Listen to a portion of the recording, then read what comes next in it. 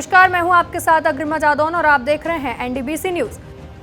मुरादाबाद के सपा सांसद एसटी हसन के बाद अब अमरोहा के बीएसपी सांसद कुंवर दानिश अली ने भी द कश्मीर फाइल्स फिल्म पर टिप्पणी करते हुए बैन लगाने की मांग की है। बसपा सांसद ने पीएम मोदी पर तंज कसते हुए कहा है कि पीएम को उस समय फ्रीडम ऑफ स्पीच की याद नहीं आई जिस समय मुख्यमंत्री रहते हुए गुजरात दंगों पर बनी फिल्म पर उन्होंने बैन लगाया था। लेकिन आज वो कश्मीर फाइल्स के प्रचार में आखिर क्यों जुटे हैं? उन्होंने आगे कहा कि कश्मीर फाइल्स फिल्म में अधूरा सच दिखाया जा रहा है और ये फिल्म तथ्यों से परे है। भाजपा इस तरह की फिल्मों के जरिए गुजरात चुनाव और 2024 की तैयारियों में जुटी है। रोजगार और महंगाई जैसे सवालों का जवाब देने के बजाय सरकार फिल्म का प्रचार कर रही है। थिएटर में नारेबाजी करने वालों, फिल्म के समर्थक में सोशल मीडिया पर कमेंट्स करने वालों के खिलाफ भी कार्यवाही की मांग की है। आप भी सुनिए कि उन्होंने अपनी मांग रखते हुए क्या कहा है। कोई भी ऐसी फिल्म जो तथ्यों से परे हो या अधूरे तथ्य दिखाए जा रहे हैं और ऐसी फिल्म को देश के सर्वोच्च पद पर बैठे हुए लोग उसकी जो है उसको की कैंपेन कर रहे हो तो ये देश के भविष्य के लिए अच्छा नहीं है। मैंने लोकसभा में भी कहा कि चाहे कश्मीर फाइल्स हों या गुजरात फाइल्स हों या दूसरी फाइल्स हों, ये सिवाय नफरत फैलाने के और कुछ नहीं। कश्मीर के अंदर जो कश्मीरी पंडितों के साथ हुआ वो नाकाबिले बर्दाश्त है।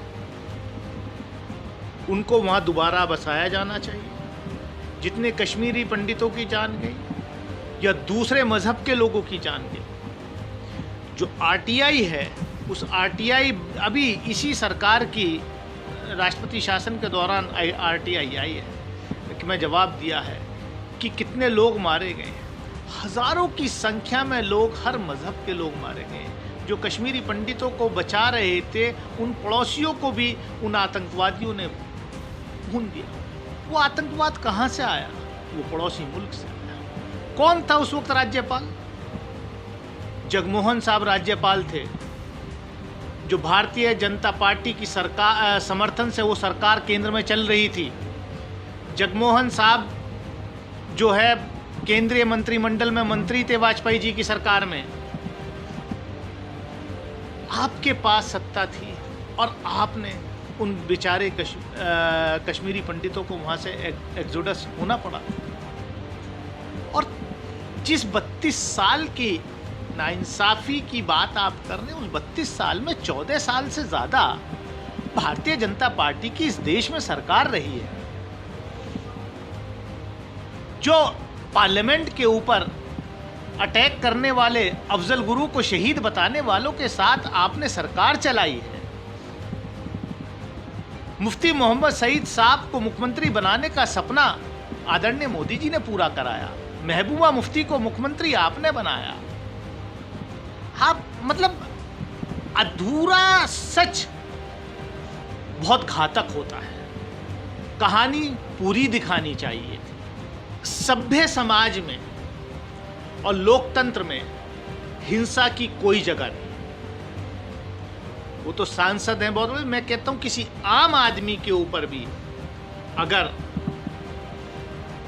कोई हमला होता है तो वो निंदनीय है, उसकी जांच होनी चाहिए, दोषियों के ऊपर कार्रवाई होनी चाहिए।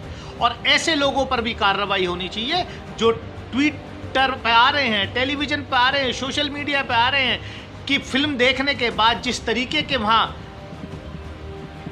एक राजनीतिक दल और उससे जुड़े हुए संगठन वहां भाषण देते हैं थिएटर्स के अंदर सिर्फ नफरत फैलाने के लिए, उसके ऊपर भी कार्रवाई होनी चाहिए। सरकार जो है आंख मूंद करके सरकार को नहीं बैठना चाहिए।